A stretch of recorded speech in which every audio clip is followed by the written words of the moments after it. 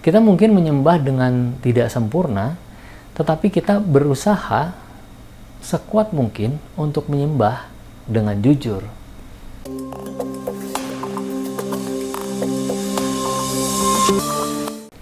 Selamat pagi Jemaat Batu Zaman dan juga saudara sekalian. Selamat bergabung dalam Sukacita Pagi di penghujung bulan Maret.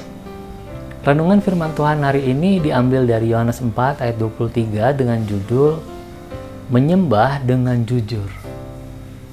Tetapi saatnya akan datang dan sudah tiba sekarang bahwa penyembah-penyembah benar akan menyembah Bapa dalam roh dan kebenaran, sebab Bapa menghendaki penyembah-penyembah demikian.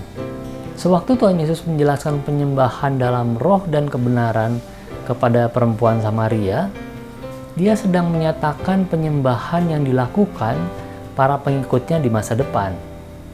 Penebusan telah memungkinkan penyembahan dengan benar dapat dilakukan, tetapi tantangan belum berakhir. Tantangan kemudian dalam penyembahan adalah diri orang itu sendiri. Penyembahan melibatkan sukacita yang kita rasakan, sukacita karena Allah telah memberkati dengan berlimpah. Dengan kata lain, penyembahan melibatkan emosi yang tulus kepada Allah, tanpa iming-iming. Kita mungkin menyembah dengan tidak sempurna, tetapi kita berusaha sekuat mungkin untuk menyembah dengan jujur.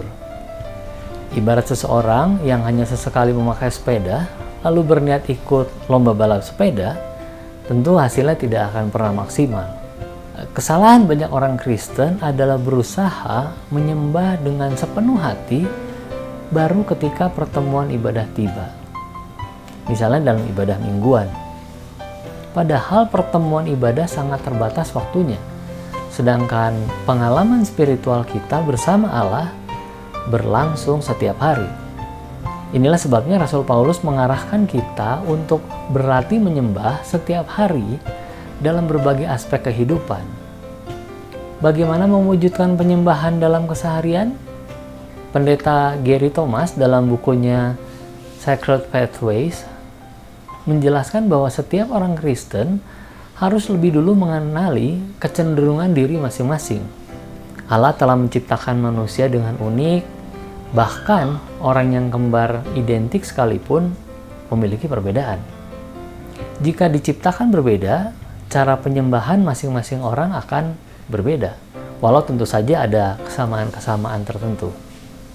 Maka Pendeta Thomas mengelompokkan 9 macam kecenderungan orang Kristen datang ke hadapan Tuhan.